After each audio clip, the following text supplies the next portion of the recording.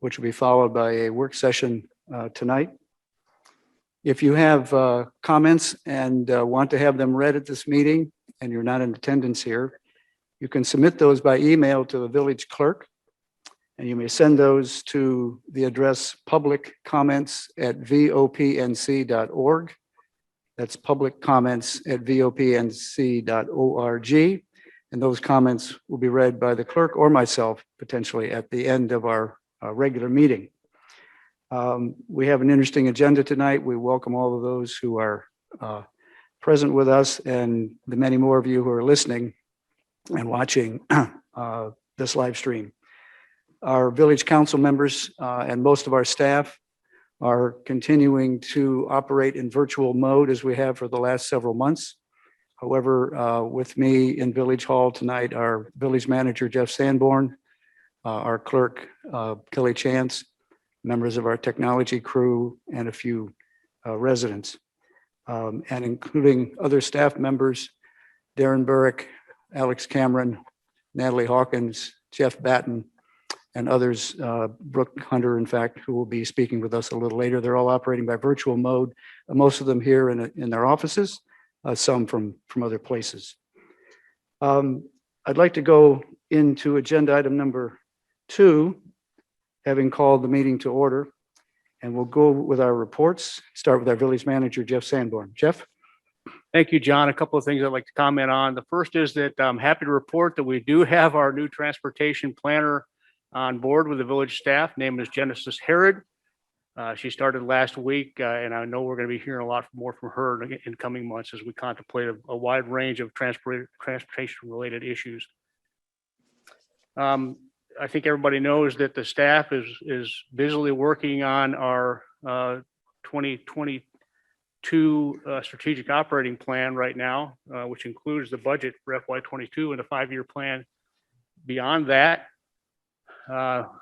This week, we're working pretty hard studying the individual department budget requests. And I want to comment on a little bit about the assumptions that are going into this budget, particularly with regard to tax rate. Everybody that's been following and listening over the last several years knows that about 3 years ago, we were in a position where we had to contemplate the impacts of a couple of big things. The first was the recycling change and elimination of glass and the escalation of our recycling charges and fees that have endured, since then. And then the second thing, major impact, was the state mandated escalation of pension plan withholdings that we have had to increase year by year over a number of years now. And as a result of those changes back then, we put in place a plan to slowly, incrementally increase the tax rate to be able to accommodate those new impacts or demands. And that would have culminated with a tax rate of 31% this year for this coming year in FY22. So that was the start point for our analysis. And then we also took a look at the impact of the planned assumption of library services in the middle of FY22. And it looks like that impact calls for an increase of 1 more cent. So what we're potentially looking at is 32 cents for FY22. And then as we contemplate out in the out years, the planned or expected expansion of library services and opening that new facility and expanding staff, there's likely to be another increase in FY26, which is the last year in our plan. And that it looks like maybe that might be another penny. As we continue to work on further efficiencies, we might be able to squeeze a half a cent out of that somewhere. But I just want to give everybody the start point for that discussion. That's all I've got, John. Jeff, thank you very much for that report tonight. I'm going to reverse the order of comments tonight and start with the council members. And I'm looking at the screen where you all are. I'm going to start and and go clockwise around. So Lydia, that would be you on the screen I'm looking at, Lydia, and then we'll go to Judy and around. Lydia, any public comments tonight from you or reports? John, the only thing I have to say, and I'm guessing you might have it in something you're going to say, is just I want to express my appreciation and respect and gratitude for Jency Fallon and her service on the council, both as a council member as the mayor. And we lost her last week, and she will be missed. And it was just such an honor to know her. And to me, Jency just epitomized grace. So sad to see her go, but I'm so grateful for the example that she set for all of us. Thank you, Lydia. Judy? I think that was well said, Lydia, and thank you for starting off with remarks about Jency. She definitely was a friend and Grace, as you mentioned, and so hospitable and wanted everybody to enjoy Pinehurst as much as she did. So definitely leaves a hole in our hearts. Yep. Thank you very much, Judy. Anything else? No, John. Kevin? I think we had a Tri-Cities meeting today, pretty lively discussion on tourism. And it really hit home with me what's going on. And I listened to Mayor Robbie Farrell, Judy and I, and Jeff, and he feels that Aberdeen is being left out of the mix and advertising promotion. I think I agree with him. And I think that it's kind of moving, it's shaping my opinion on this. And I understand what's going on. It's just people feel that they're not being represented, and golf is only being represented. And I tried to make clear in that meeting today that even Pinehurst wants to be more well-rounded than just golf. I think there was an assumption that that's all we care about in Pinehurst. And, we have an interest in, he talked about the horses. We have an interest in everybody knowing we have a great harness facility. And so I think it was an important discussion for me in understanding where the root of all this is coming from. And I think they want some accountability on how is my community being represented in tourism. And I agree with them. And I think that's what I wanted you guys to hear today. Thank you, Kevin. Jane Hogeman. Yes, I had I joined the meeting with Pinehurst Business Partners last night, and they have had quite a busy spring, a lot of customer traffic, which is great to hear. And they also expressed appreciation for their relationship with the village, especially Parks and Rec, supporting them with events and signage and parking and so forth to allow flexibility for customers. They said that the biggest problem that they have is parking. And so I think that's something we need to bear in mind, especially as we're looking at small area plans. Parking is a big problem. Many different ways. And that's it. Many different ways, shapes, and sizes, I would suggest, Jane. That's right. It's all over the map. And I was interested to hear that yesterday. Some of our efforts in the core village have been helpful, but I think we can do more there as well as other places as well. That's right. I think we've always got to be very careful about parking. Right. Jane, anything else for tonight? No, I also will miss Jency. She taught me a lot. She was a very remarkable person. Yeah. Thank you all for remembering Jency Fallon, former member of the council and mayor of Pinehurst. She was a long-term friend of my family, and I happened to come to know her, therefore, when I first moved back here in 2005. And then as we all got to know her through works on committees and the village council and other things that she did in Pinehurst. And she will definitely be missed. She was the first lady of Pinehurst for many of us. And we remember her well.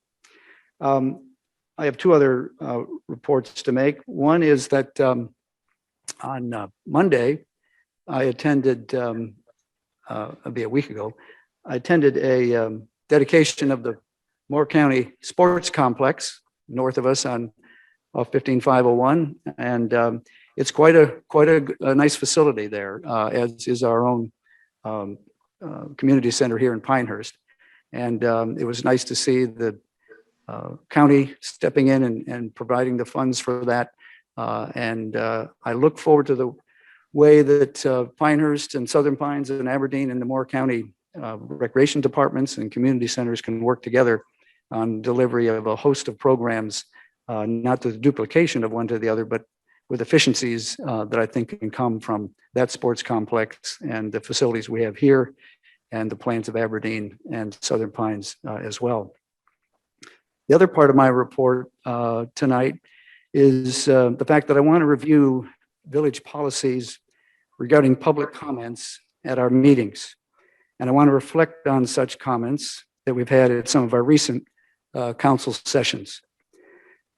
The public comment period, which the council holds at the end of every regular meeting, promotes transparency and open communication between our council, the village staff, and the citizens of Pinehurst.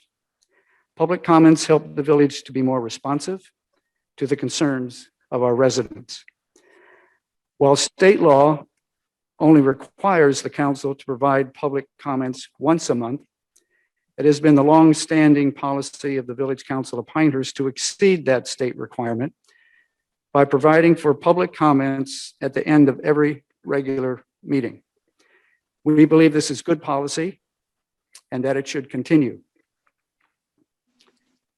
The same state law, which is GS 168-81, authorizes all city councils in North Carolina to adopt reasonable rules governing the conduct of the public comment period.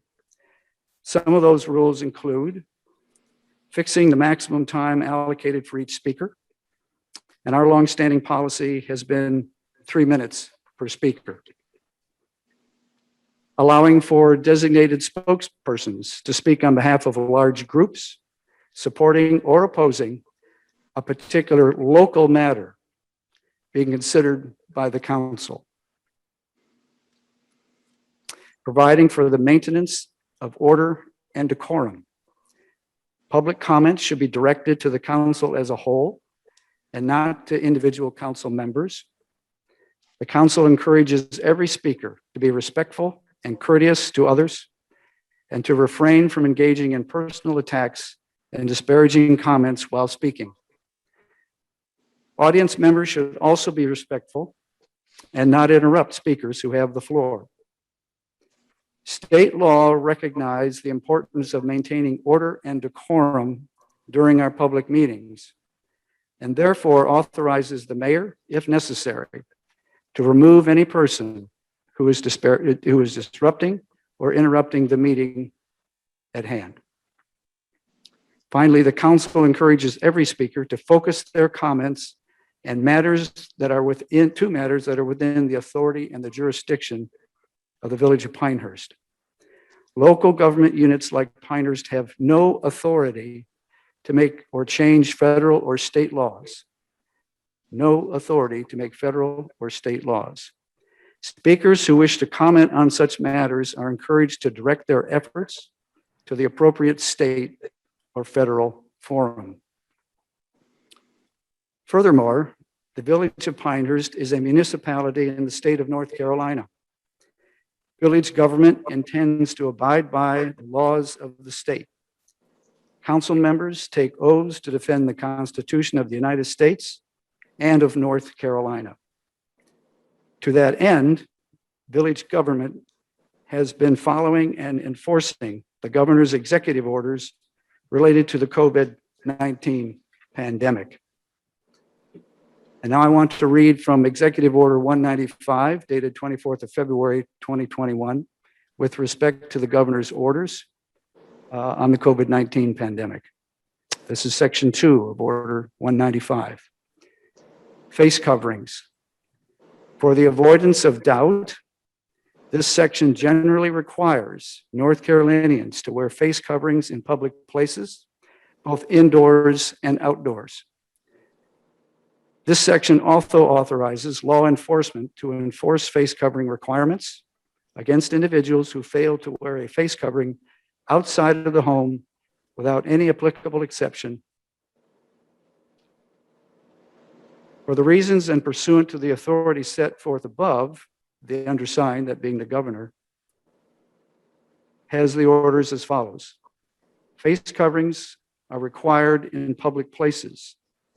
For any place outside the home, including but not limited to businesses, schools, and other establishments and spaces, face coverings must be worn indoors if anyone else is in that space who is not a member of the same household. These requirements shall apply to all people at least 5 years old. So, I've summarized now our policies regarding public comments, as well as the governor's orders regarding the wearing of masks and the enforcement thereof. I would also point out the Village Council later tonight in the work session will be reviewing these policies and the potential enhancement and further definition thereof. That concludes my comments. I will now ask the village manager to I'm going to make one exception to the motion on the consent agenda, Jeff. I note that the audit contract has been included in the consent agenda. We also have a separate motion for it. And I believe Brooke is here and could comment on the contract if there are questions from the council. Is that correct? That's correct, John. As we were looking at what we had for the council to contemplate today, we were looking at ways that we could streamline this meeting. We thought it might be appropriate to put that recurring contract in the consent agenda, but also recognize that you may choose to pull it out of the consent agenda and discuss it. So we try to accommodate both those. Appreciate that. My recommendation is we pull out the audit contract, item number C, in the consent agenda. Would the council agree to that? And we'll treat it as a separate item under item number 5, agenda item number 5 tonight.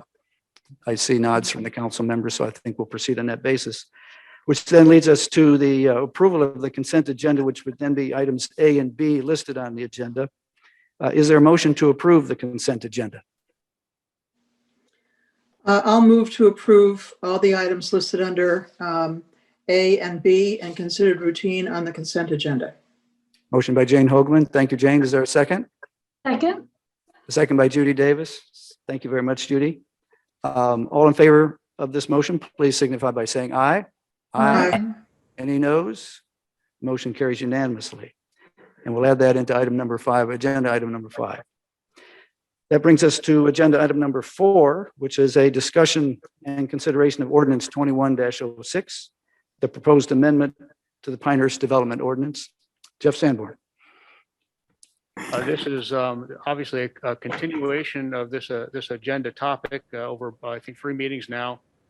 You had the opportunity to take your public hearing on the subject at the last meeting and have had some time to contemplate and garner further input, I'm sure, from the community and contemplate what this means for us and what's appropriate. So the opportunity is here for the council now to consider adopting this ordinance change. Of course, you don't have to make that decision today either. So there's certainly no hurry, but the information is there for you. Good. I think we'll hear from Darren, no doubt on that. And I just wanted to point out that as the council readily knows and has been actively studying the comments we received at our last meeting and responses from the staff, they've been very, very busy on this particular item for some time. So Darren, I think you'd like to address where we are now from where we ended up on March the 9th, and please guide us through those comments. Thank you, John. We will, I'm going to do a brief, surprise, a little PowerPoint presentation on where we are and where things are going. I'm joined tonight by Alex Cameron and Kathy Lyles. They're in separate rooms, so we're able to communicate and deliberate this a little bit with you, where we are on the proposed buffer ordinance. So let me start my presentation, if it will. I'm going to share here. Hold on 1 second. Now I'm having technical difficulties.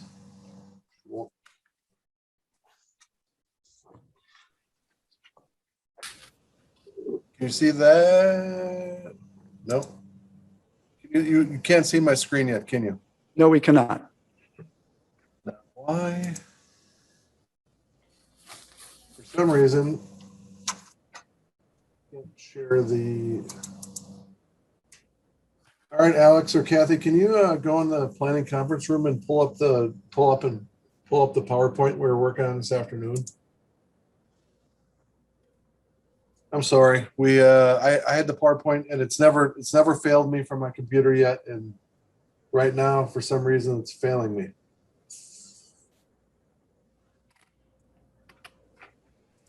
So where we are, I'll give you a little bit of a brief background, and maybe I can download the memo.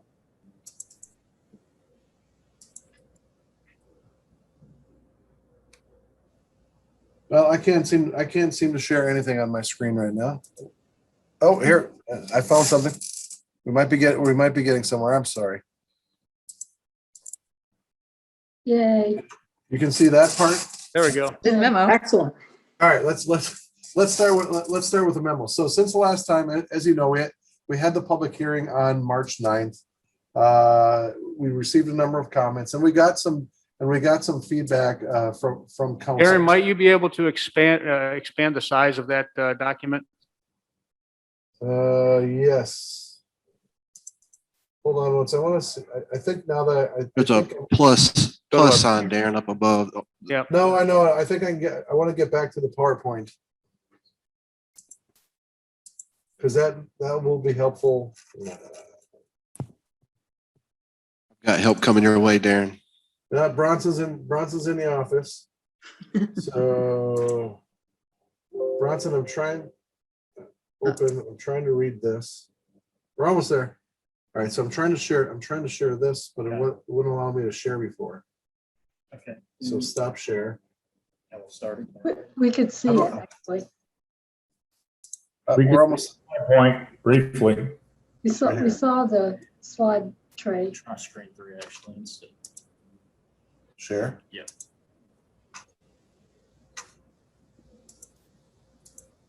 All right, you can see that? There you go.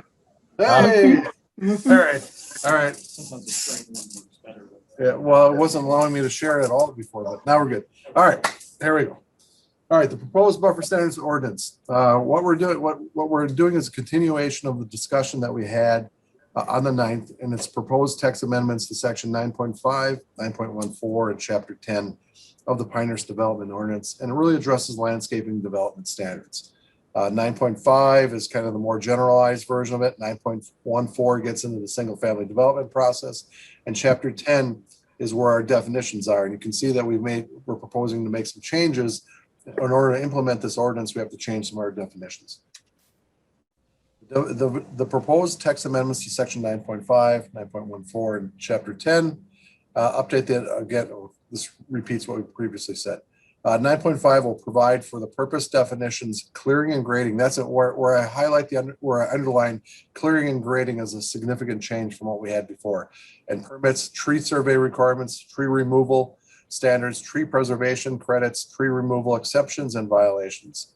Section 9.14 actually establishes the buffer yard requirements for single family development versus existing tree requirements.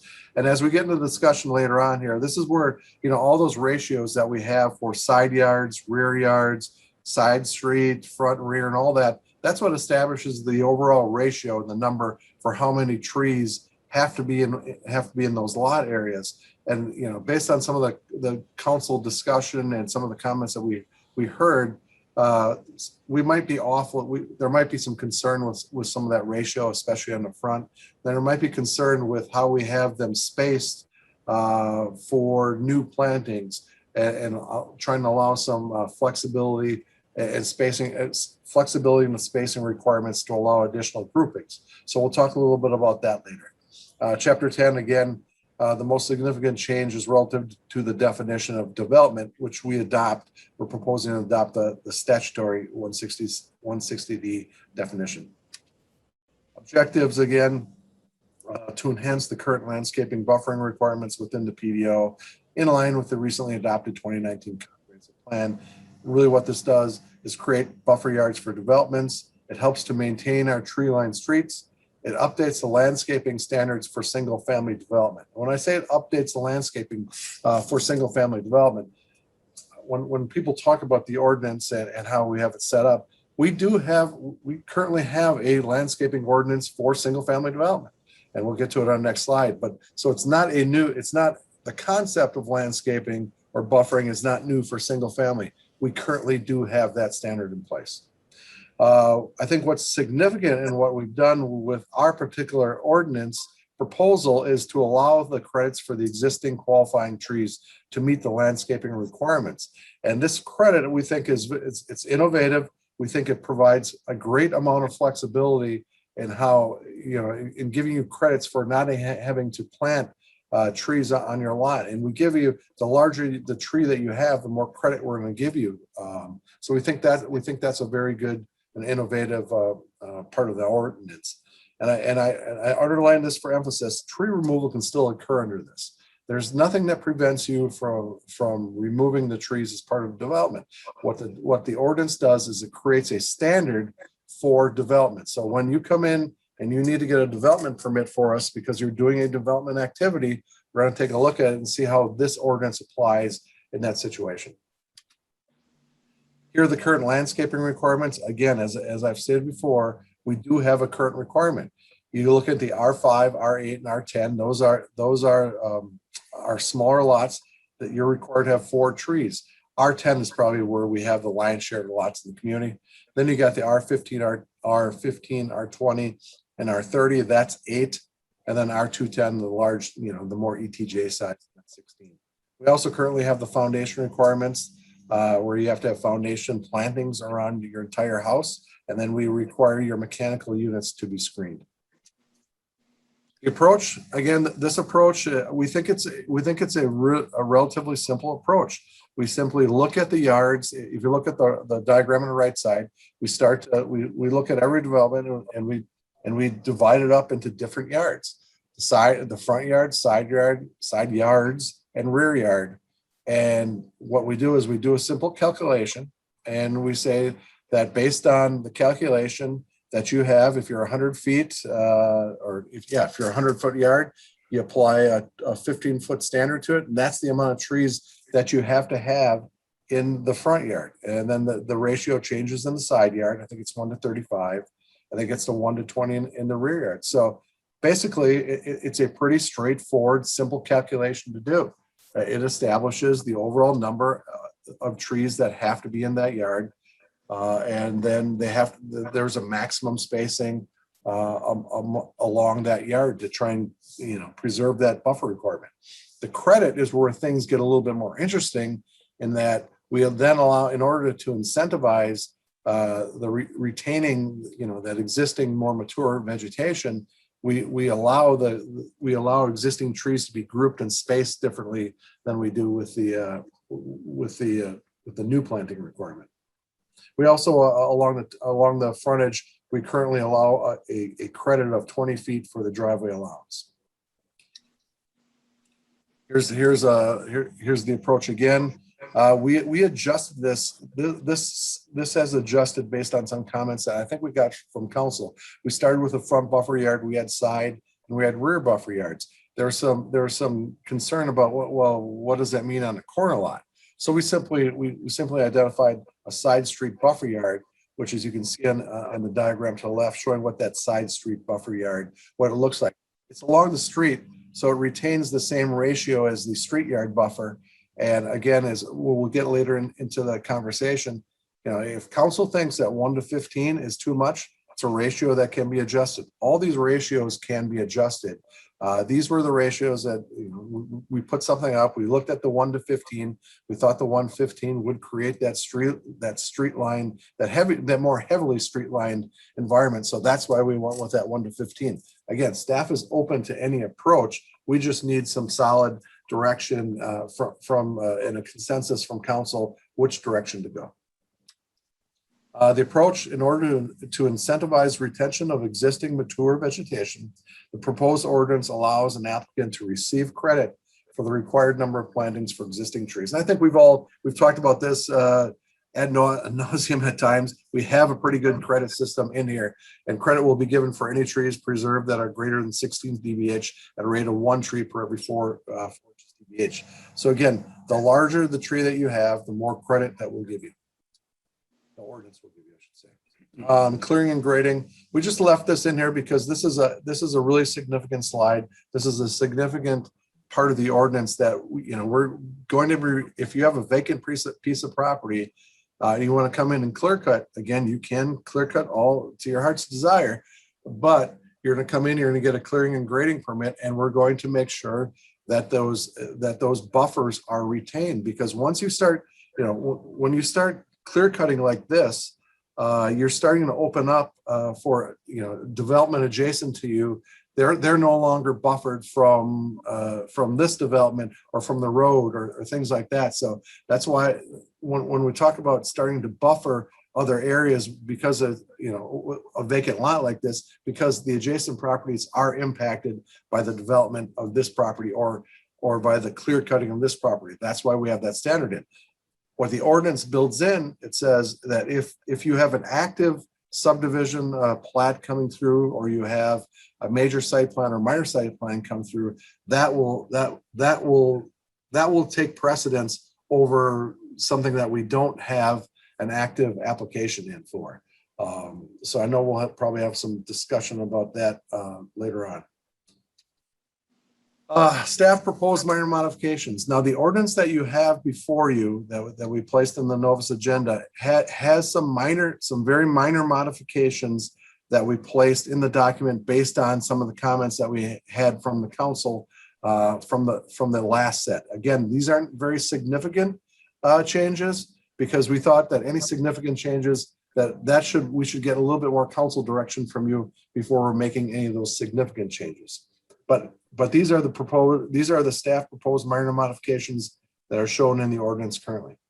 A is staff recommends removing the spacing requirement column in table 9.14.6.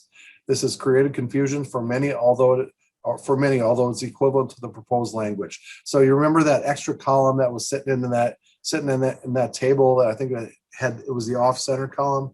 It was confusing to us at times, so we took that out based on your input. B is add a table to 9.5.14 to make it plain that property can be cleared and graded, but trees must be planted if removed. The table specifies as tree sizes to be planted to be consistent with the language in 9.14.6. Alex or Kathy, if I'm missing something when I'm going through this, please jump in on these particular ones. And then C, potential conflicts with private, and this was a conversation that came up last time. It really came up regarding some of the restrictions that are out there at Pinewild. And once we sit down and looked at it, we thought, yeah, it certainly makes sense, is trying to preserve a home's view to a lake, or trying to preserve a home's view to a golf course. Potential conflicts with private deed restricted communities, which was discussed at the previous meeting. The required buffer yards in the draft ordinance are based on front, side street, side and rear yard setbacks in the ordinance. Now, if you look in the PDO, the golf course setback or the lakefront setback, we actually have a setback. So we could, staff feels that we could interpret that as being the buffer yard, that there is no planting requirements in the lakefront or golf course setback yard. Therefore, we would apply a golf course or lakefront setback would apply rather than the rear yard or setback buffer requirements. If it's the direction of staff, if you like that approach, staff can provide language in a draft update to make this clear and alleviate any potential conflicts. We're comfortable with it, but if it makes council more comfortable, we can define those yards and put it in there. We just weren't ready to move on that until we had some better council direction. So as we get into the council memo, and this is where we really think that we need some additional, if council desires to change or make some amendments or changes to the proposed ordinance draft, these are kind of the areas that, based on some of the feedback that we've heard in the public comments and some of the comments that we've heard through council discussion, these are kind of the areas that we felt we might need a little bit more direction from you. The tree spacing and grouping, the whole tree spacing and grouping discussion. Should we allow more flexible? And this really comes into play for new plantings. So should we give more flexibility in spacing and allow more grouping when trees are now being planted? Give that the same consideration that we do for preserving trees. And what this would do is, I know there's been some concern about preserving some view vistas on the front of the house for design and architectural purposes. And that would meet some of those concerns if we built in that flexibility. It significantly changes the ordinance. So we need council direction on that to move forward with that.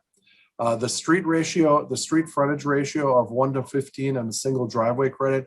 If you want to up that to 1 to 20 and 1 to 25, we're fine with having that discussion. We just need to make sure that, again, council's on board with adjusting that ratio, because by adjusting that ratio up, you're going to lose some of that heavy tree line street along the front of a property that you see in a lot of this community. The other conversation point that we've heard is regarding the required types of plantings. And right now, the ordinance still has 50% of the required plantings being longleaf pines. Given that there's a heavy emphasis on the longleaf environment, the eco environment, and trying to preserve the longleaf pine based on our comp plan discussion, that's why we are at that 50% of newly required plantings. If we want to pivot off that, that's fine. We can change that. We want to make sure we have council consensus to change that. The tree survey, I think there was some discussion on us just being able to remove the tree survey requirement. But because, when somebody comes in with a development plan, they're going to have to show that they comply with a development plan or a landscape plan. So I think we can work with not having an actual tree survey requirement. And then I think we had this from last time, trees removed in violation. We were proposing that compliance with this is simply you have to comply with the ordinance requirements. We weren't trying to be more punitive or anything like that. We were just trying to make sure that if you're removing your trees in violation, we're going to send you a notice. You just have to plant what's required by the current ordinance. So council action, council held the required public hearing on March 9th and received comments on the proposed ordinance. We're willing, and we've looked over the ordinance or over all those comments. We've tried to make some adjustments, but we're fully prepared to go over any of those comments, any of those comments that were submitted, and there were some good comments submitted. Council at this point can adopt the proposed ordinance, can reject the proposed ordinance, can recommend additional changes to the ordinance. Again, if you're contemplating significant changes to the ordinance, then council should we would recommend council reconsideration, reschedule consideration to a future meeting. Then lastly, I guess the staff's recommendation is if additional significant adjustments are desired to the current draft ordinance, staff recommends delaying action until April 27th at the very least to allow for an additional work session to occur on April 13th. If we're going to go that route, staff really needs clear counsel. And when I say counsel, it's the big council. It's the council as a body. We need some consensus on which directions that we're going to go with such amendments. And Alex or Kathy, do you have anything to add at this point? I would like to just add, as we kind of work through and gain that clear council direction, especially through those topics that are outlined in the memo and are A through E, I believe. Once we get into more discussion here tonight with that, staff can better address the language in the memo and, like, say, for example, the tree spacing to grouping, what comments we felt like we heard from council and members of the public we think can be addressed and or alleviated with one of the options that you could consider with that subject criteria. We heard the front vista or just, the taking away a vista of the private property, taking away a landscape professional's artistic ability to design appropriately, and some of the comments were received about appropriate spacing and allowed room for foundations there on the side and allow for proper grading and drainage. So that's an example. Those are three pretty major topics or items of concern that we may have heard that can be handled with one of the options you can consider for the tree spacing and grouping. So that's just an example. The spacing or the tree requirement for the along the linear feet of frontage of roadway, that kind of speaks for itself. And the driveway credit, or at least a single 20-foot driveway credit, they kind of play in together. So as we work through and gain that additional feedback and direction from council, we can better and get more detail about why we think each one of those items can address some of the concerns that we've heard. Before we jump into the ones where you want more council discussion on, can I ask you a question about one of your proposed minor modifications? The table 9.5.1.4. This is with clearing and grading, but trees Judy? must be. Judy, Yeah. this is John. We were missing part of the audio video here just in the last minute since you began to speak.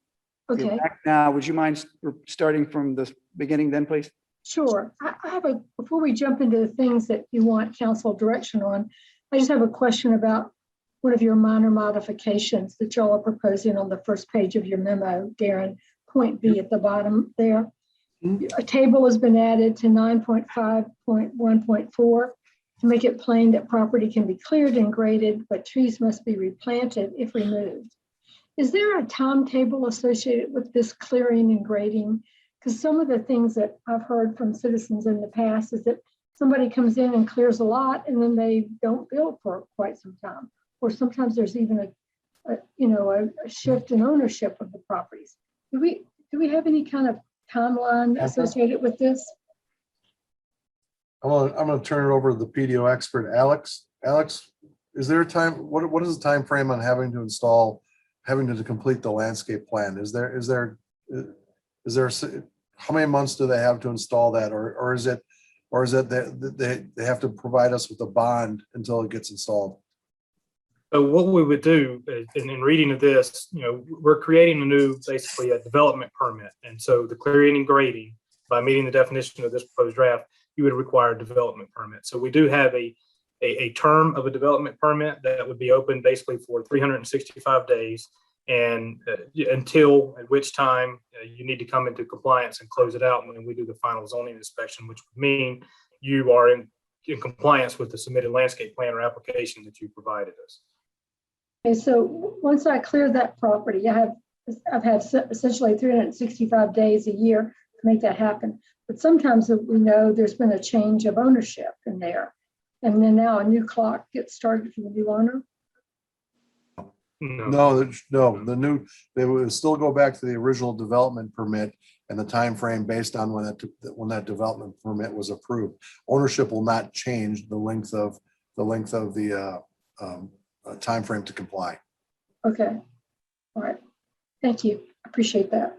I wanted to follow up on Judy's. What if no development is going to occur? That means they don't get a permit and they just go in and cut down their trees. They're still required, and that's where that's the significant change with this ordinance is if you have to come in and you have to get the development permit that shows compliance with the buffer yard standard. So even if they don't, they have to plant those plantings. So the buffer yards have to be established. So if they don't establish it, even if they're not doing anything else, if they don't establish those buffer yards, then we'll have to try and compel them to come into compliance through our various PDO means. Yeah, we do need to be careful. I'm sorry, Kevin, go ahead. You go ahead. Sorry. Jeff, go ahead. To say that we do need to be careful that we don't infringe on harvest rights. That's correct. Particularly when you contemplate properties in the ETJ that may never be developed in, decades. Those property owners have the right to harvest those trees and replant them and continue that process. So Thank Not you. all There's a- clearing is part of development, if you, But Jeff, isn't that covered now here in the ordinance, the harvesting issue? that's the question for It's an exception. Yeah. that's addressed by Darren and Alex. Yeah, so, Alex? We're all talking at the same time. Yeah, we built that, and Kathy will jump in here to solidify what I'll say. We built the statutory exemption into the exceptions in this draft ordinance if it meets that criteria for that forestry activity. Thank you. Alex, I'm going to ask you, when you're talking, at least for me here in Assembly Hall, I'm losing your voice a little bit. So maybe you could turn up the volume or stand a little closer to that. I'm not sure if others are having that problem, but I was. Could you just repeat what you said about the harvesting then? Yes, so with the draft ordinance, we did carry over the statutory exemptions for that forestry activity. Okay, all right. I have a couple of points, and then I'll make a recommendation, or at least where I feel we stand now with this ordinance. I'm happy to have these direct comments, Darren, on action that you want us to take and specific items that we need to be clear on. And I think in order to do that, we're going to require another meeting or so to work with you on that. But the first comment I want to make is this. I came across or came away from the last meeting, probably the prior one as well, feeling that we needed to do a considerable amount of education with some of the members of the public who spoke on this issue, and certainly others who may not have been in the room, but who filed questions to us afterward. And I also have wanted to do, and I know you've been trying to do this, respond to a number of the questions that arose, particularly at the March 9th meeting when we had a lot of input, most of it written, and it was very specific about questions that people had or confusion that they had. So on the one hand, with respect to education of the public and those who've written questions, what can we do and what could we do over the next few weeks to make sure the education of the public on this, as well as the building community, is as complete as we can make it, so that they'll know that a lot of their fears, I think, have been alleviated. Probably not all, but seems like many of them have been. What would you recommend we do in the education area that you maybe have not been fully able to address yet?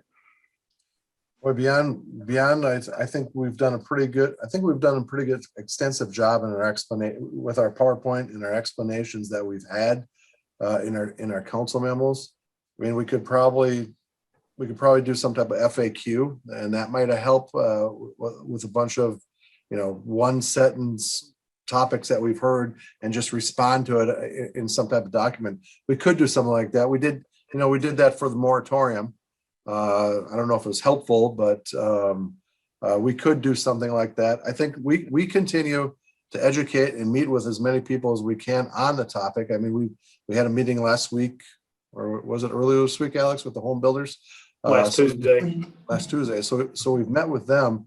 We continue to meet with as many people who are interested in meeting with us, but if we need to put some more information out on the website on this, especially in FAQ, we can do something like that. I don't see that as an issue. It's just going to take a little bit more time for us to get that up and running, but we can do that if you would like us to explore doing that. We certainly can do it. With a top 10 list of some sort. I'm seeing a few nodding heads from the other council members on that point, and I know you're burdened with a number of things to do, but I think you've probably got the FAQs because you have responded to them many times, and Yes. hope this wouldn't be a process that would be too onerous. And I think when you talked about the moratorium, we might take a page from Kevin's book here. Kevin was just responding to questions that I think we all were from the public, and I think we all accomplished. Certainly Kevin did, from what he and I talked about, a lot of education in the public, just as the council members were seeing people, and I think we could probably have the same effect here. So the FAQ idea, I think, is a good one, and I think the council generally would like to see that done. And then on responses to a lot of the questions, some of them incorrect, that were posed, particularly with the material we received at last meeting on March the 9th.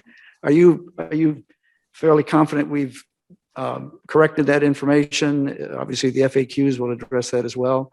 Are we up to date with responding to the needs that were identified by a lot of our attendees last time? Alex, you want to jump in there and help out on that? Because it was kind of a joint effort where we looked at some of the responses. And I mean, we think we've addressed a lot of it. I mean, if you look at Bart O'Connor's very lengthy comments, we think that a lot of Bart's stuff we think we've addressed some of it. We think some of it is not understanding maybe parts of that ordinance. And some of his concerns were related to portions of the ordinance that exist currently that we're not proposing to touch at all. So I don't know how you want us to particularly go through and discuss any of those items. Alex, you sat down with Mr. O'Connor for quite some time talking about some of the issues. You want to go over should we go over his document? Is that what you guys want to do? I have the consolidated list of comments that we received. And I mean, I can hit the really, really high spots really quickly. And, you know, what's somewhat lost in the past two meetings that we've had is just the high level of contact that I know Darren and myself are having weekly with residents, with builders and folks who are trying to understand this, including, you know, the hour that I sat down with Bart. And even though he sat in the meeting and I encouraged him to come and address each one of his points to you guys, we worked through 2/3 of them in the hour the day before the March 9th public hearing. But I mean, just really quickly, you know, Mr. Hoffman made a lot of comments that were really based on plannings and improvements within the village's right of way. So that's really not applicable to the draft ordinance that we have here, albeit if there's a policy that the village wants to consider down the line, you know, that's another topic, but certainly one that would, you know, merit some more discussion amongst council. I will say with regards to Bart's comments, some of it was education. You know, what is a flag lot? He just needed to know some of that information. Some of the more material information, why is only one 20-foot driveway credit allowed? Why half longleaf pines? Tree survey being required. Why can't a landscape designer professional perform that? That can be addressed in all the items that we've identified that we need further direction or feedback from council on. I would say almost half of the comments are related to section 2 of 9.5 in the current draft, which are our current non-residential landscaping standards, ones that were not part of any proposed change or discussions with this that are addressed with this draft. There was a few other comments from the builders, and, you know, a lot of it does have to do with, you know, it's additional regulations, you know, additional cost, room for being able to provide positive drainage on the side of foundations. Again, that can be addressed with the grouping and spacing that we've identified. As Darren indicated, we met with Paula and another representative of the Moore County Home Builders Association last Tuesday. You know, as we work through a couple more meetings after getting more feedback from council, I think we can alleviate it as much as possible. Leo, of course, was in favor, and he gave a lot of background and a lot of history on where we've been the past 3 years now. So Bill Reeves has some extensive comments and some that are pretty good. One's a longleaf pine species requirement, at least half be that. There's another one that we've identified. So I think in gaining broader consensus from council and feedback on those big topics, aside from just the ongoing communication we're having, we will check all those boxes. Alex, let me jump in there too on the Bill Reeves, some of the concerns that he raised. It really, you know, when you look at what he's talking, he talks about most of the lots in the village being zoned R5, R8, and R10. Most of them are R10, and there's some concern about planting in that side yard. And when we pulled some site plans ourselves, you know, based on the ratio that we're proposing and the flexibility that you can have, we don't see those entire building envelopes on an R10 property being built up to the point where you can't put a tree more than 10 feet away from a foundation. We just, and again, we pulled a few site plans to take a look at it. So we personally don't think it's a problem. Maybe we need a little bit more discussion on that. I don't know, but we have not seen that as a problem as we lay out, as we look at a plan view of something from above. It doesn't look like it's a problem to us. In regards to that particular comment too, I mean, there are other checks and balances that would, most likely keep someone from completely building the building footprint from corner to corner, curve to curve, every ounce. There's hard surface coverages. There's, your 40 or 45% maximum lot coverage. So if your footprint is probably going to be a lot greater than that you have to build on, you're going to have that instance. Now, if a home builder wanted to decide to push, the home all the way to one side setback, and maybe it's short or shallow on that one particular side, and they build corner to corner, if there's an opportunity for different grouping or spacing, they can probably still fairly easily comply with the standards we have. I think the other thing, another one of the comments were about us creating another fee. We're not looking to create another fee for removing trees on your lot. That's not what the intent of this ordinance proposal is. It's really to regulate development. If you got to take down a tree on your lot, I don't think there's no intent here to make you have to come in and get a permit to take down a tree on your existing lot, an existing developed lot. We want you to talk to us.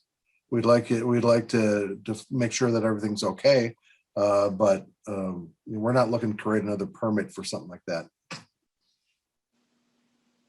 Okay. Do we have other questions from council members? And then I think we want to be led back to your list of 5 or so items you want us to focus on. But I don't know, Jane or Lydia, did you have any particular comments before we head back to those points? John, I do. Thanks. I've got some fundamental concerns that I've got to express. It's my understanding that Senator McGinnis and Senator Bowles have said that if we passed the ordinance the way it was 2 weeks ago, that they would immediately introduce legislation to override this. Now, I'm not sure what it is they've said they would do and whether what they've said they would do would apply to this new ordinance. But to me, it seems that it's important that we understand that, that's an important consideration as we consider any proposed ordinance. So I've got that one. And the second one has to do with private communities, and Pinewell obviously is the only one with which I have some experience, but it's in our covenants. Our covenants are contract among everybody who moves in here that we have Architectural Review Board policies and procedures, and we all agree that that's a covenant among everybody who moves in here. And some of the provisions in the ordinance are in direct contravention of that. And our property manager said that will be confusing for us to have these covenants that are this is the way we live, and to have an ordinance that conflicts with that. So that's still giving me some heartburn. There's also been some discussion rattling around out there about the potential for litigation if we do this. And I think if that's a true sentiment out in the community, that's something that council should take into account. And then the last, those are 3 fundamental major concerns, but also as I was looking at the guiding principles, and guiding principle number 7 talked about encouraging preservation of trees on both public and private property, and encouraging the preservation of trees on public property. I think that's the work Kevin has just done. Kevin has begun with the tree survey and that great presentation he gave to us about how we're monitoring the trees on public property. But to encourage the preservation of trees on private property, I'm just not sure if this ordinance is encouraging the preservation of trees on private property or is going more to dictating or requiring. So I'm really having trouble with and maybe it goes back to my first point with, with the general, our members, delegation of the General Assembly, is are we doing things that are private property issues? And I'm really wrestling with that. So those, I don't think I can get answers to these tonight, but they're I think some legitimate concerns that have been sort of gnawing at me. Okay, Thank Lydia, you. let me try to respond to a couple points you made.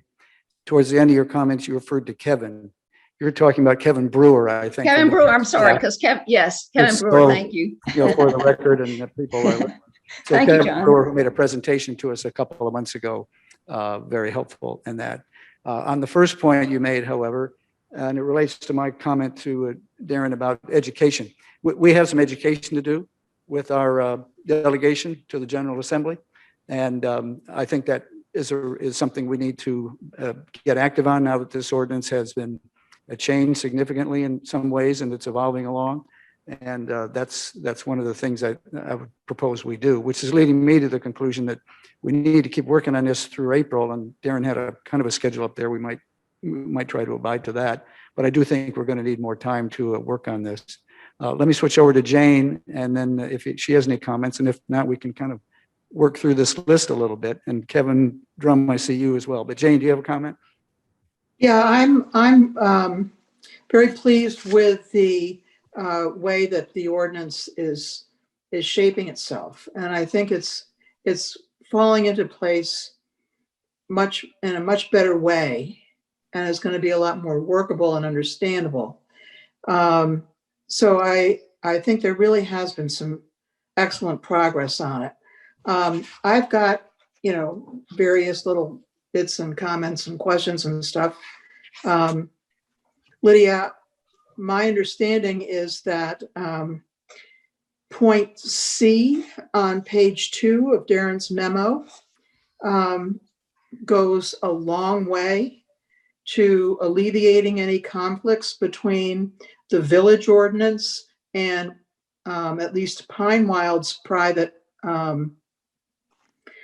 covenants with respect to trees. And you don't want to set up a conflict where, one set of regulations says you have to put trees somewhere and another set of regulations says you can't put them in that place. And the poor lot owner is caught in the whipsaw. But that item C says if you've got anywhere in the village, not just in a private community, but anywhere in the village, if you've got a golf or lakefront lot, there would be no tree planting requirements in that buffer yard. And that's an enormous help, I think. I do think we need to, I think it would be very, very helpful to everybody to define golf course and lakefront setbacks in the definition section. They're not defined in Chapter 10 now, although they are in the tables of required uses in section 9.1A or 9.2, I forget. And I think we should also put a reference in table 9.5.1.4.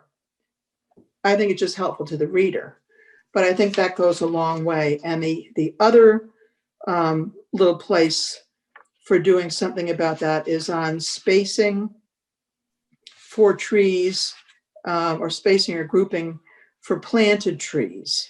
And if there's a little bit of flexibility there, then I think we can work through any potential conflict with private covenants and take that issue off the table. So I was very pleased to see this here. The other question I still have sort of floating around out there, 9.5.1.7, and this is really just, I think, the way stuff is expressed, but that talks about trees removed in violation. And what's the violation? Is it taking down trees which have already been designated as the minimum number of buffer yard trees? Is that what the violation is? I think we should explain what the violation is. And again, if it's not really a violation in the sense of there's going to be a punitive response to it, we're just going to say, if you do, for one reason or another, get below your minimum number of buffer yard trees, you're going to have to replant something within X period of time. Then maybe we take the word violation out of there. I don't know. But no, I think it's really falling into place and looking good. Kevin Drum. I'd like to make my comments in the context of A through E. Can that slide come up? A through, why don't I pull it? You're talking about the items for future council discussion? Yes. Yeah, let me pull up. I'd like to make my comments in relation to that. Let me go. The memo goes a little bit more depth, Kevin.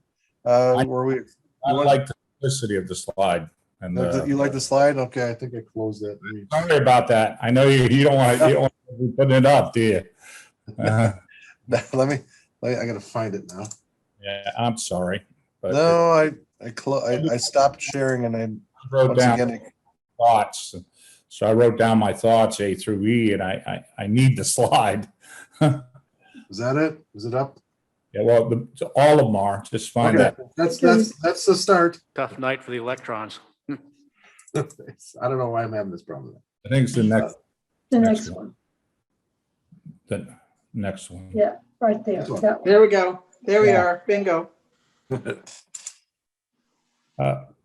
You know, I heard a lot about front vistas, inhibiting landscape professionals from doing their job, and appropriate spacing. So I think I agree with your, possibly flirting with item A, because we want the trees, the quantity of trees, and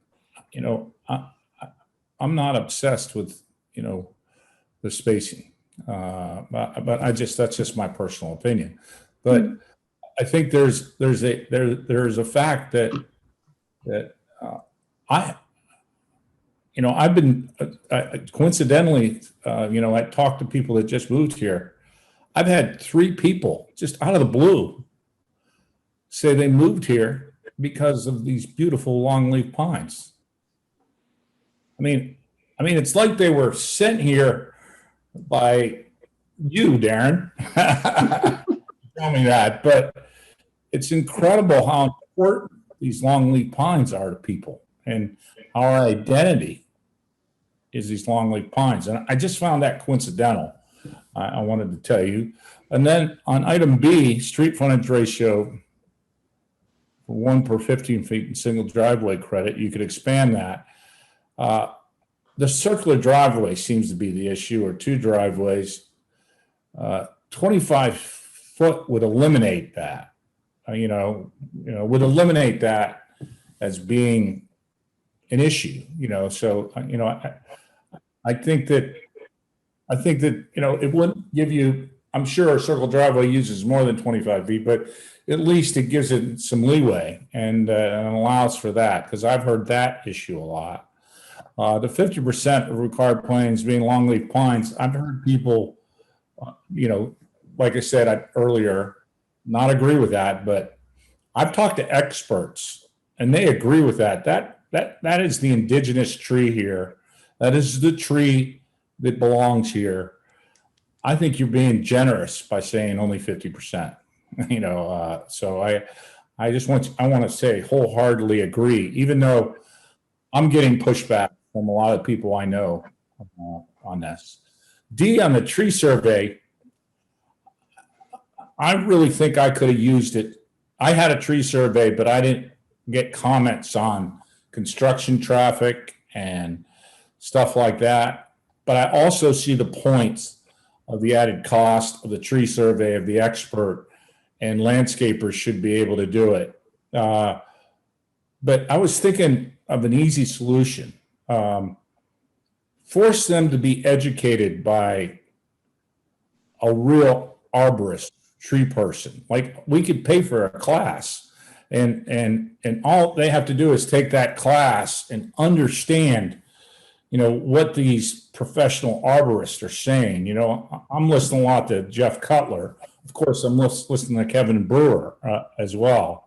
But Jeff is really smart, and he's smart enough to know that some lots need to be clear cutted because there's nothing there that's any good. And I just thought, what if we just, instead of required, a tree surveyor, we just required them to be educated on this, and if we could ask them to be educated on this, if they didn't take our education course, but they need a tree survey. I mean, that's not much to ask from resident landscapers, to learn, and then that would free that would allow a lot of people to do this, and free that expense. And that's just a thought I had, that, an education could go a long way. And then finally, on trees removed in violation, I was trying to understand. I hear what you're saying. You don't want to be punitive. This one, to plant them. What if they don't plant them? I still don't understand what happens. I still don't understand what happens. If they don't plant them, then we'll follow the processes in the PDO to try and get them to compliance, just like any other person who's in violation of any other provision of the PDO. We have to follow the due process, which is going to potentially end up in the court system. They won't get a COO, Say that again. right? Well, that could be, but if they don't have a development activity moving forward other than the clearing, you can't hold up a COO. So, that could be part of it. Yeah, That could be part of it, Jeff. and then of course I want reconciliation with Lydia's issues on the. And I like that Jane thinks there is reconciliation with Lydia's issue on the covenants. And I want to know if we've talked to CCNC and any other private developments that I don't know about to make sure we're not in conflict with. Yeah, it's probably pretty consistent with Pine Wild, but I really appreciate your hard work. I mean, it's pretty easy to throw darts at you, and I think that you're on the right track, and I support.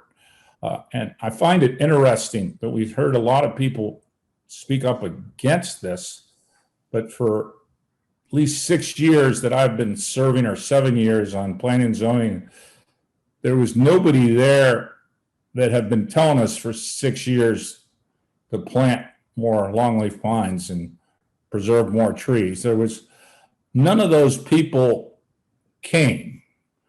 I found that really odd, because all we did is hear from them for 6 years, and there was none of those people were there. And I think it kind of skewed the comments towards the people that were against it. And I just want to say to the public, you should show up when you're for something, not only when you're against something. Because I feel like we ask a question.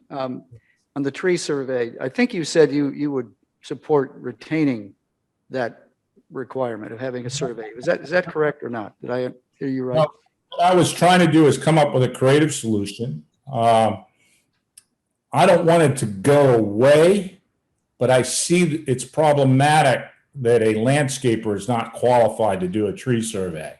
So I'm trying to reconcile that. Instead of saying it go away, which is one of your recommendations, I don't like that recommendation. I want training of landscapers from real arborists on how to consider a tree survey. For example,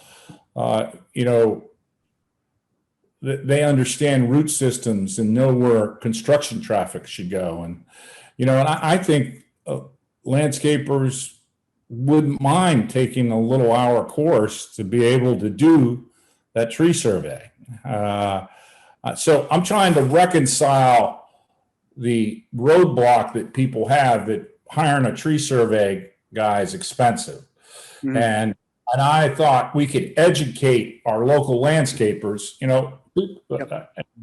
All right, so I see your point there. It maybe part of it is education, but If they part of re- having that requirement as well. Maybe, is that something the staff can maybe come up with a hybrid solution to use? Well, don't forget, Kevin and John, that a tree survey is not required for a developed residential lot. Right, It's only for new development and commercial. right. So I think that we already have cut that baby in the middle. For a developed residential lot, which is almost everybody, right? All you need is a landscape plan. And that doesn't have to be, by one of these higher credentialed professionals. So where you do need the credentialed professional is the new development, and that's where you should have it. So I think it's fine the way it is. I think what I'm trying to say is I don't want it to go away. And I think if you give them a path to learn from these I don't think you arborists. need to, Kevin, because a situation like your house where you're having more work done, Yeah. you don't need. I like to finish my point though. I said what I was trying to do though is say, if you're not willing to get trained by an arborist, you have to get a tree survey.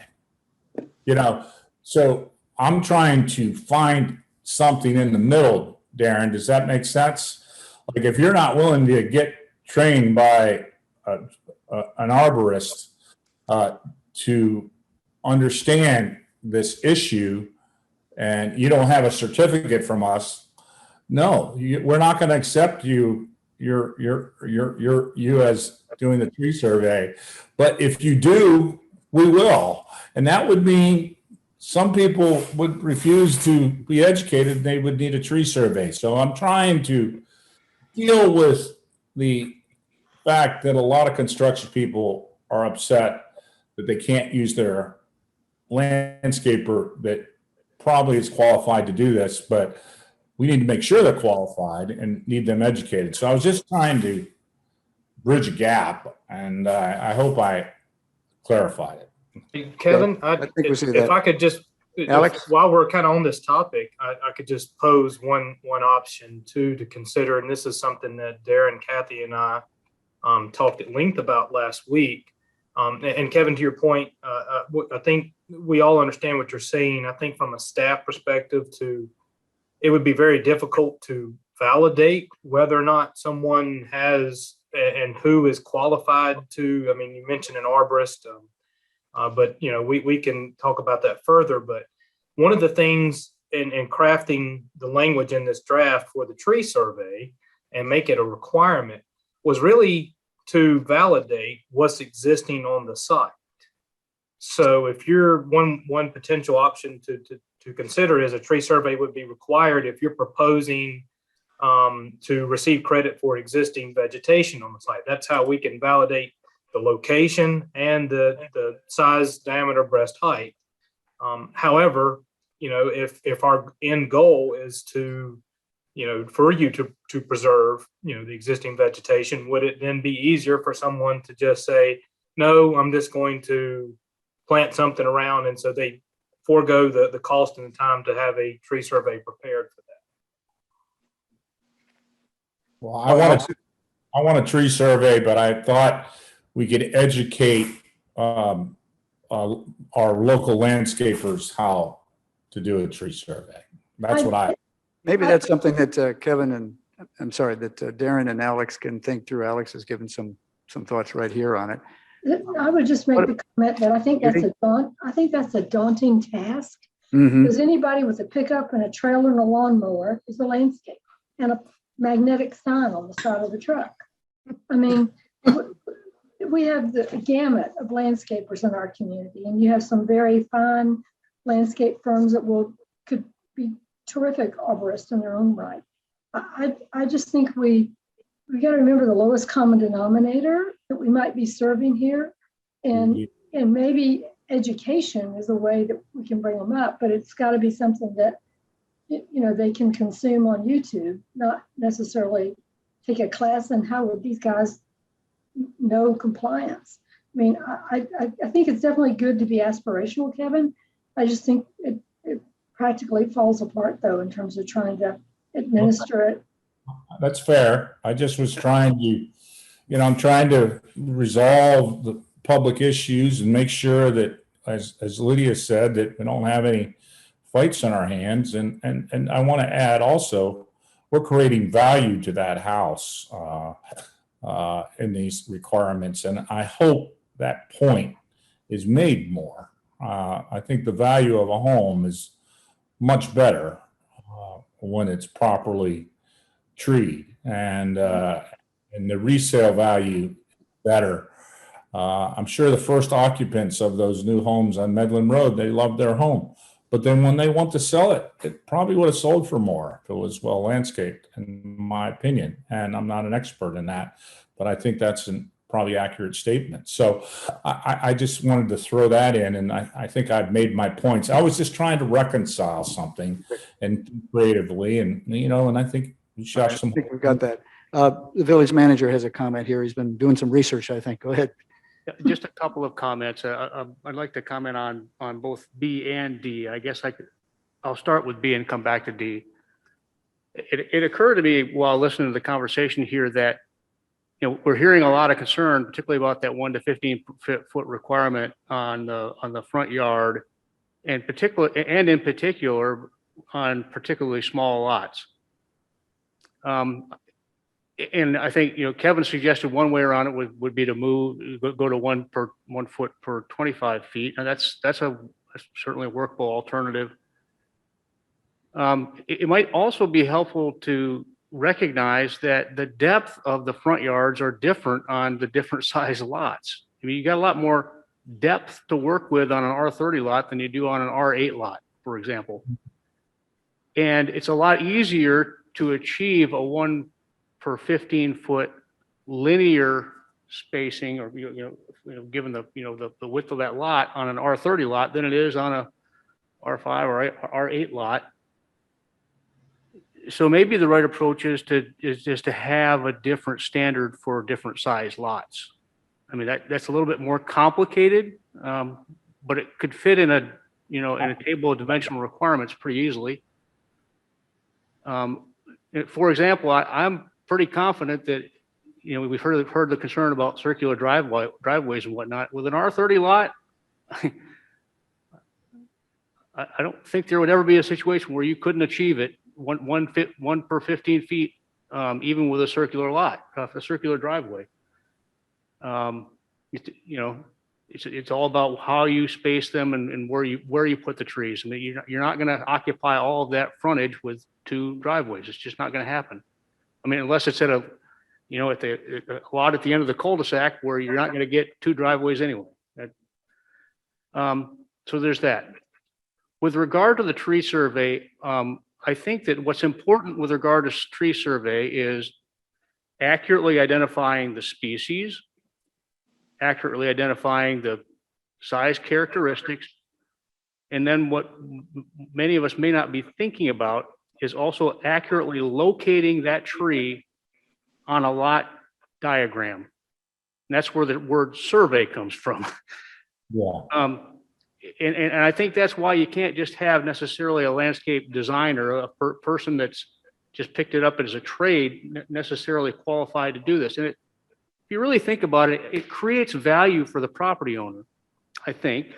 I agree. Because if you can get those trees accurately depicted on the lot diagram and then overlay the development plan, you can bring that into our staff and have the conversation about what trees can be retained for credit, right? And it's all, I mean, it's all accurately depicted. So you know that you have a validated plan before you start removing stuff. So there's that. That seems quite practical. Right. Well, that is, obviously, Darren, that's something Alex and you can work on. I mean, that sort of theory. I like that. I like that very much, Jeff. Yeah, but in both cases, incidentally, yeah, of your two. Can I ask how you become a tree, how can a landscaper can become a tree survey person? What does it take for them to do that? Well, I think you got a certification as a surveyor. I think that's the, Got to be a Right, licensed that's professional where I surveyor. was going to jump in because the survey community is becoming a bit nervous as they reported to me recently that there's a lot of measurements being taken and used that are not being done by a surveyor when, according to the Board of Engineers and professional engineers and landscape surveyors, you're supposed to be using qualified professionals to perform that function. So it's the measurement component that triggers the survey and why it's called a survey. Well, I was just trying to ask how, I mean, you know, what is it, wouldn't it be in the best interest of a landscape person to be trained in tree survey? I mean, It's the survey of the whole Right, property. It's not just, right. I understand. And I got one done and, you know, so I mean, I understand what it is, but I'm trying to figure out what steps they have to take. Is that like, you know, is that a course or? It's more than just a course. It's quite a time period to become an established surveyor. But on the converse side, if someone's preparing a landscape plan, they don't have to meet the same requirements as a survey would trigger. And so that's why we were kind of focusing on, do we go down the landscape plan path? Do we go down the survey path? Because it's the survey path that's driving the need for that licensed surveyor. Again, the suggestion that Jeff Sanborn had just made, aren't those practical approaches to both of these? They are to me. Kathy, were you were you disagreeing or making a different point on those? No, I think what I was really wanting to do was just to respond to that survey piece. Why does it have to be, you know, a survey? Why is it a survey? What does the measurement of the location require? And just recognizing that we're getting some pushback and there are letters going out to communities right now where the surveying, where the board is concerned that people are allowing other professionals to do functions that should be performed by a licensed surveyor. So we're actually in a little squirrely position on that, even in our current language. But it also is plainly recognized that if we did a landscape plan, it wouldn't be required. I think Jeff's point about knowing the locations and focusing on the measurement piece of it is the tree survey component, and he's supportive of doing the tree survey component. I think we just have to be careful in terms of who can do something called a survey. Preparing the plan for where things would be planted can be done by any landscape professional. So getting back to your point, Kevin, if somebody's preparing a landscape plan saying all the trees have been removed, I'm going to put these trees back here, here, and here. A landscape plan can do that, and a landscaper can prepare that plan. It would not require a licensed surveyor. And that's exactly why I'm bringing up this point, because the choice could be made to clear cut because you wouldn't need to do a tree survey. Right. And that's Right. what There would be no point in it. prevent that. All right. I think we've got some ideas on the table to follow up with here, not just from what Jeff has said, but other comments along the way. And I think we've been on this topic for a little while now. Unless you disagree, I'd like to move on. But is there Darren, I think what we need to do also is come back to you on the last slide, which had to do with some critical points you want to talk about, as well as these groups of 5 here, correct? So what we can do is you'll forward that over to us and we can come back to you with our comments. Do you not want to hear what, I mean, these 5 are the 5 critical areas you need to hear from, right? they are the 5 critical comments, and we can, I was looking to get a consensus of the council before we were moving forward on these, because we can't just if we keep rewriting to meet individual needs, it's very difficult on staff. So if we could get some general consensus, especially on A, B, and C, I think we, D is I think D and E, I think we can work through that a little bit on the fly, just a little bit more. But A, B, and C are ones where we really need some consensus because that's going to take a lot of, it's going to take some potential adjustments to the ordinance that are going to be significant from what's there right now. So if we could get some direction on that, that would be helpful. We don't have to do that tonight. We can always do that at the work session. If we do the work session in April, that's fine. It's something that I need you thinking about as a group though. I think you should send us your memo, and we Okay. have to give you our votes on those things. Yeah. Okay. Because you've laid out 1, 2, 3s and whatever. So Mhm. just so that we come to that meeting and you have input from people Yeah, That's great. in that Well, area to, so that we don't just keep wandering around the same. Yeah. That's great. And, and Darren, I'll pledge you some time, or Alex, on this subject, for following up on these points over the next couple of weeks. Great. For sure, if you have that time. But I love the FAQ idea. I think that would be really helpful. I don't Say that see, again, Judy? Judy? The FAQ idea is a really good one for this, because Right. Kevin's point about educating people, anytime you can have a crib sheet of key points and answers to things and respond to people, that's very helpful. how can you do Yeah. that when you don't have an outcome, so we're leaving them out hanging, so you probably can't do it now until we get through that. Well, what we can do, Kevin, is a lot of the concerns that you're hearing, we can put that into a FAQ to get at some of the more generalized concerns and some generalizations about the ordinance that can be firmed up. I can see Kathy's in the planning conference room already working on it. So we'll start working on that as well to get some more educational material. We'll send all that stuff up. That's good. We're making progress whether we realize it or not, but thank you very much, Darren and Alex. I think we could move on to the next agenda item. And that would be number 5. And what that has to do now is the audit contract report. So Jeff, do you want to introduce that? And I'm sure Brooke is awaiting. Certainly will, and Brooks can get this set up. But as I mentioned before, this is a recurring contract. Every year we come back to the council at this time of year and ask you to approve an audit contract. This is, you have granted me contracting authority below a certain level, and this one falls below that level, but the general statutes require that the audit contract be approved specifically by the council, and so that's why this is coming to you. Yes, thank you, Jeff. Brooke, I know you're there. I see you now too.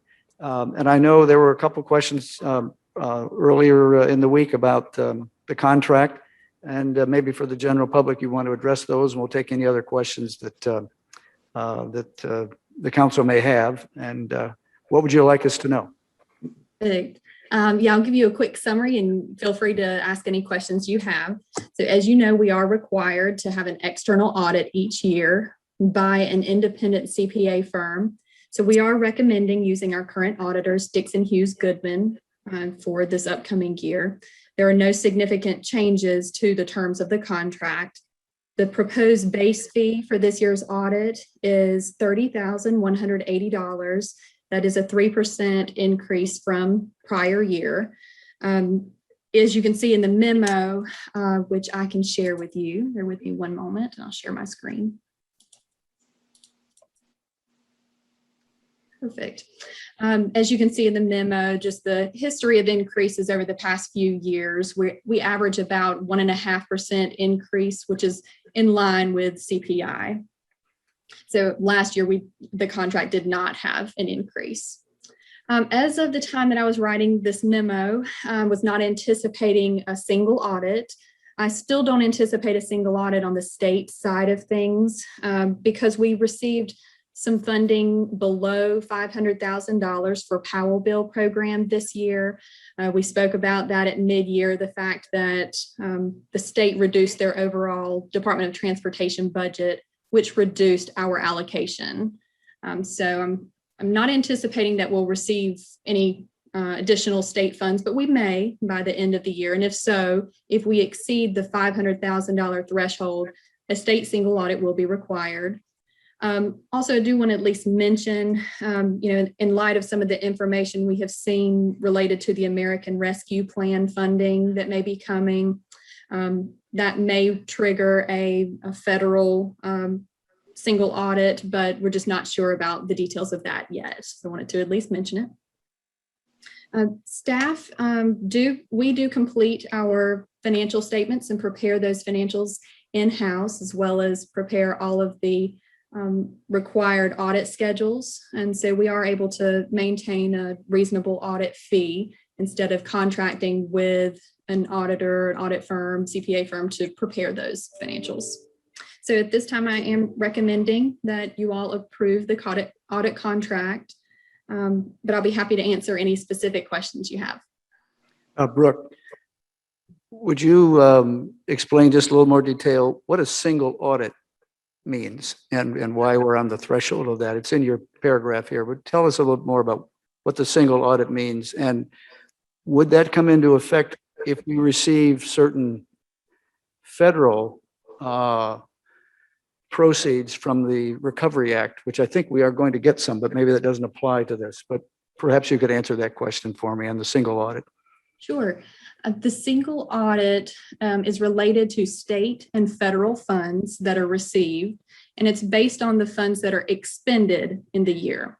So if you expend $500,000 in state funds within a year, then you're required to obtain a single audit, which basically the auditors come in and they have a standard audit checklist and procedures that they have to follow to make sure that we have spent the funds according to the restrictions of that program.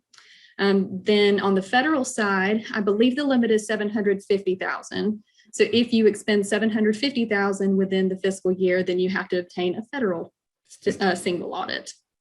And so it will depend on the federal side, it'll depend on whether or not we are eligible to claim some of those lost revenues as a result of COVID. And if those lost revenues exceed the $750,000, it may or may not reach that threshold. We just don't have guidance yet on what will be eligible for the American Rescue Plan funds. So that's to be determined. Does that help a little bit? Yes, it does. I have a follow-up comment in a few minutes about the ARP, but we'll get through the contract first. Council members, any other questions of Brooke on the audit contract? I'm not seeing any. We have a motion, number 5. Is there a motion to approve this contract? John, I move to authorize that the mayor or his designee enter into an audit contract with Dixon Hughes Goodman in the amount of $34,980. Motion's by Lydia Bosch. Is there a second, please? Second that. Second by Kevin Drum. All in favor of approving this contract, say aye. Aye. I see that is unanimous.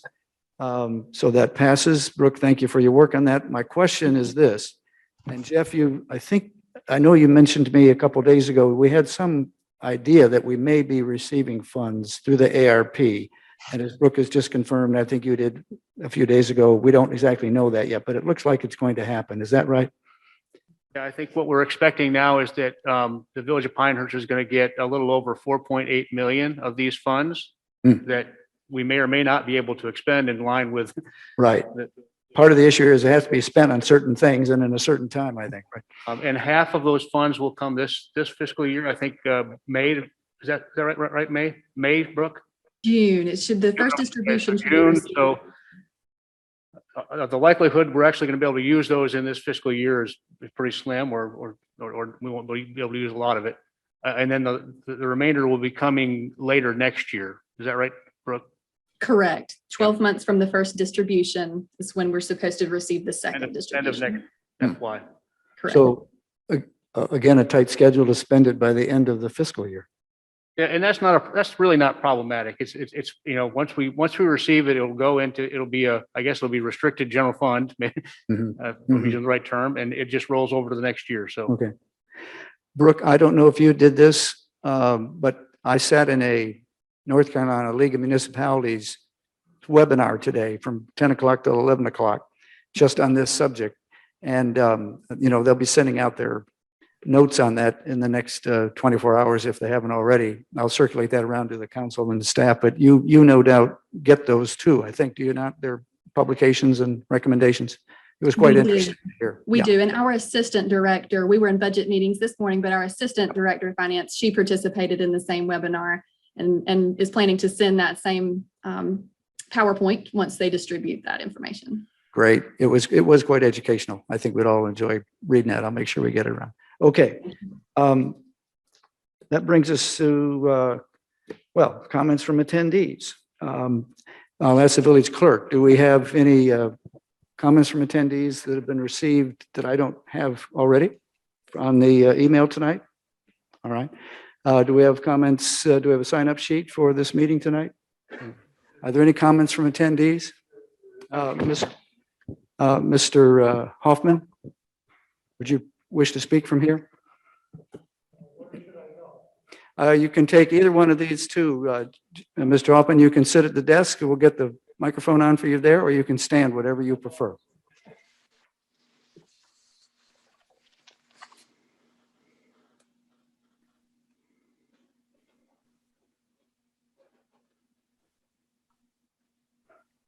And Lori, or here, I'll get it. I'll get the microphone. John, we missed other business. If we could, after public comment, business, I'd appreciate it. Say again, Kevin. We missed other business. If we could go back to that after public comment briefly. Oh, I'm sorry. Yes, you're exactly right, Kevin. I'll proceed with this, but we'll come back to that. Thank you very much. Yeah. Mr. Hoffman. And I believe, Mr. Hoffman, you were here when I made comments at the outset of this meeting on the timing of public comments to be received and the subject matter. Is that correct? Yes. Please proceed. On Magnolia Road, opposite the Magnolia Inn, there is a sign which states as follows, and I quote, "Old Town Paths restored in 2006. The pathway extending down this block of Magnolia Road reflects America's preeminent landscape architect Frederick Law Olmsted's original vision for a village in the trees. His plan consisted of a network of paths using the local natural materials of sand and clay to blend in with the environment." And I quote, then a quote, "Imagine that, an early environmentalist laying out the pathways for early Old Town Pinehurst. My wife and I moved to Pinehurst in September 1991, drawn here by the ambiance of Old Town. At that time, a sand clay pathway ran along Everett Road in front of my home, which was maintained periodically by the village. I'm sure that Mayor Strickland and Council Member Kevin Drum, longtime residents of Old Town Pinehurst, remember these sand clay pathways better than I do. In fact, early editions of the PDO described in detail the layout of the village's right-of-way or streetscape in Old Town, alternating magnolia or holly trees located in a swale with bushes interspersed between them, protecting the sand clay pathway from the street. The neighborhood surrounding Pinehurst Elementary School, bounded by Short, Page, Fields, and Dundee roads, still retain vestiges of these sand clay network to this day. During the, it's been mentioned that the National Park Service would be conducting an audit to determine our historic district status. Contrary to some, I consider the historic district status to be essential to the well-being of Old Town Pinehurst. Otherwise, it is just anywhere USA. What better way to help maintain this historic district status than by refurbishing these historic sand clay pathways in this neighborhood surrounding Pinehurst Elementary? There is a prior history of our neighborhood working in tandem with the village to solve a right-of-way problem. Approximately 15 years ago, there arose an acute traffic problem on Kelly Road when dropping off or picking up children at Pinehurst Elementary. A group was formed called the Neighbors, who approached Andy Wilkinson, the village manager, with a plan to replant the bushes between the existing trees on the school site of Kelly between Everett and Dundee roads. This was accomplished and the village restored the sand clay path from Page Road to Dundee Road, providing a safe, secure walkway for these children and or their parents. The neighbors have maintained these bushes ever since. In closing, I ask Mayor Strickland, the members of the village council, and the audience, either actual or virtual, to drive down Dundee Road to Everett Road and thence to Kelly Road and see for yourselves the damage that has been done to this streetscape by construction and or power crews during the development of the new enlarged Pinehurst Elementary School. This neighborhood may be obliged to put up with 2 years or so of construction, traffic, and noise, and untold years of traffic congestion on our quiet residential streets. But we should not be obliged to live with this streetscape nightmare, especially being an integral part of Old Town and the Pinehurst Historic District. Please use this opportunity to develop a streetscape renewal program for this neighborhood as a partial argument for a continued Pinehurst Historic District. Thank you. Mr. Hoffman, thank you very much. I'll note that that was quite in excess of our 3 minutes, and I would please urge you when you speak to the council, as you do from time to time, to keep your comments shorter in the future, please. And if you'd like to present a copy of that to the fine, and we'll get that to the beautification committee and other sources there. Thank you very much. Laura McNeil. And Laura, would you confirm your name and the street? I can't quite read here. Sure, it's 20 Sawmill Road West. What is the street again? 20 Sawmill Road West. Sawmill Road. What is the topic that you wish to speak on? I wanted to talk about Freedom Matters and our mask issues. That's a subject that we've heard quite a bit about over the last few weeks, and it's not a subject that the village council can have any authority over. So based upon the comments I made earlier tonight, I'm not sure if you were here for those. We would really not appreciate those comments being made tonight because they're beyond the scope of the authority of the village council. If you wish to submit those to the village clerk in written form, that'll be fine. But based on the policies that we're developing and have continued for several years, I would not want that. But the policies haven't been adopted. I can't hear you, ma'am. Would you use the microphone? The policies have not been adopted. Is that correct? No, the policies I read from are what we have in practice for many years. And we're going to talk later tonight about enhancing those policies, updating those policies. But I believe the topic is such that it's not something we can control. And I ask your indulgence, please. You may give your report, however, to the village clerk if you would like. And will that be part of the public record if I do so? Yes, it would. Okay. Thank you very Then much. I will do that. Thank you. Thank you. The next speaker I have on the list is Mr. Justin Bradford. Mr. Bradford, I believe you were partially here when I made my comments earlier tonight. You also, I believe, wish to speak on issues, as I've identified, that are not the authority of the Pinehurst Village Council. And you've supplied me with this report, as you did the last time, which we appreciate. So again, as I did with the earlier speaker, I don't think the Village Council will deal with this issue tonight because it's not something we have authority over, but you're welcome to have whatever other comments you have, and I'll give this to the village clerk as well, representing your view, but that involves topics about which we are not in authority to make or change, and we will follow the governor's orders accordingly. I appreciate your indulgence very much. Thank you. Thank you. I do have some unrelated remarks potentially, if you'd like to hear those. I think I'm well within my rights to. I don't believe so, Mr. Bradford, but I'd be happy to review those with you. And if they are germane at the next meeting to the authorities of the Pinehurst Village Council, I'd be happy to have you speak at that time. But perhaps as we've done with your submission of this material to us in the last couple of days, we will take those comments and review them in staff, with myself rather. Thank you very much. Thank you. So I have one other, excuse me. I may not make these remarks tonight. Is that what I understand? Mr. Bradford, My fear is that the comments will get into issues as identified earlier that are not the authority of the Pinehurst Village Council.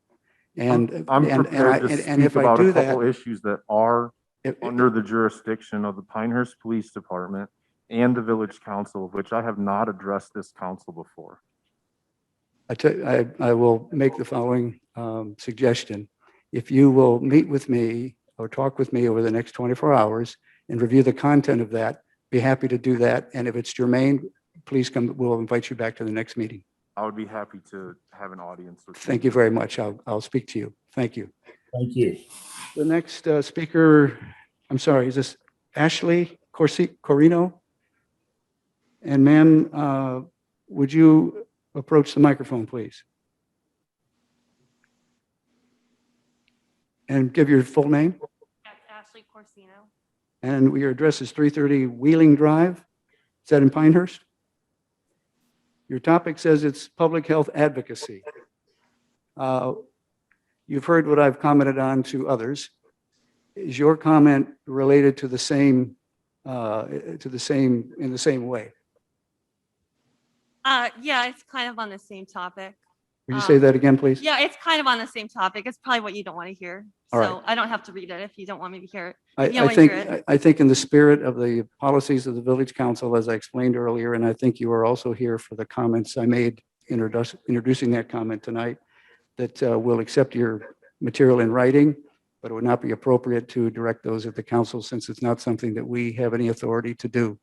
I'd be happy to read those, and if there's something in there that I feel we should bring to the council's attention, I'd be happy to be in touch with you further to that. So do make sure that there's an email address or a phone number contact, if you would, on that material, and you can leave it with the village clerk to my left and your right hand. Thank you. Thank you very much. Are there other persons present who want to address the village council? Mr. Pacifico, would you approach the microphone, please? And state your name. Frank Pacifico, 155 McKenzie Road East, Pinehurst. And Mr. Pacifico, you were also here earlier when I made comments with respect to topics to raise under public comments with the village council. Yes, Do you ma'am. feel that your comments are within the business responsibilities of the village of Pinehurst? Yes. Please go ahead. I went to take some yard debris to the village yard debris, and I was denied access to it. And I don't understand why we can't have the yard debris that the village maintains open at this time of the year. Being an old farmer, to me, you prune your trees in the spring of the year, you clean up your garden, you clean up your yard and whatever. The cans that the village supplies don't begin to hold what I was doing this week. And I've seen and heard that some of my neighbors have taken truckloads of stuff there and they were allowed to go in. But the lady that was there on the staff yesterday would not permit me to go in, even though I had a village container in the back of my truck and I was at the gate. She would not allow me in to dispose of it, but she said she would send somebody to my house to pick it up, which does not make a bit of sense. So, and she did recommend that I take it to the county dump. Well, the little bit I had, now granted my container was full and I wanted to empty it so I could finish my yard work for the day, but I couldn't do it. So I'm asking if the village will open this up, and I would say it should be open from February to May, at least. There's a little sign there now that says it's open from October, November. How much yard work, unless you're cleaning up the oak leaves, is there to get rid of? I think there's more cleanup work in the spring of the year than there is in the fall of the year. And I would appreciate it if the village would see that that could get opened so that I could continue to take my small debris over there from time to time. All right. Thank you. There are a number of village council and village staff ears listening tonight to Mr. Pacifico's comments, so I will try to get back to you on what the solution to that may be. But we do have certain times, as you know, that are open we'll see what we can do in the future. Thank you very much. Welcome. Would you approach the microphone, please? And either one, and state your name and address and the topic you wish to speak on. Push the button there, Colette. Thank you. Keep trying. Moving to the standing mic. Colette Kalinsky, 25 Queens Court. I just wanted to clarify something tonight. As the person who for 6 years has been fighting for tree preservation, the comment was made tonight that people like us should have showed up for that meeting. And I do want to say that I have been pushed back by Dillon's rule, by McGinnis's law, by P&Z, and I have brought that up every time it has come in front. I have been at those P&Z meetings, and I have brought it up. In April, when I presented the 2 documents about North Carolina tree preservation ordinances that I presented just in April, I asked at that meeting if this was going to be presented from P&Z up to the council. And I was told it wouldn't be till later in March or sometime, I mean, when I presented this, March, sorry. When I presented it in February, whenever I presented those. I recall you're doing that, yes. Yes, and that it would, and I gave the documents to Beth to give to John, and I was told that it wouldn't come up for some time. So I made other arrangements. It was not around for the March 9th presentation or comments or anything. So I just wanted to clear that up because I definitely would have been there had I been aware of it. Thank you. Well, let me apologize to you for my comments. I did not mean them because you've been there supporting this for a long time. So it was not directed towards you. Thank you. Are there any other persons desiring to speak to the village council? I see none. We'll go back to other business. Kevin, you had something you wanted to discuss? Yeah.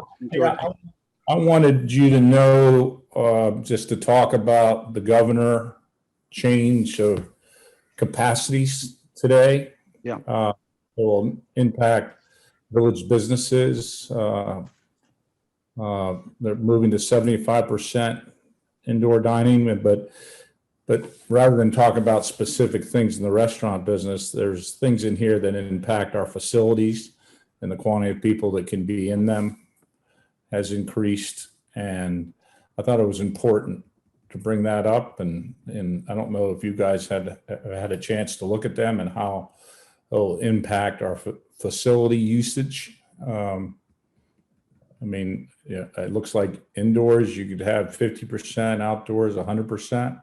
If I read this correct, our facilities.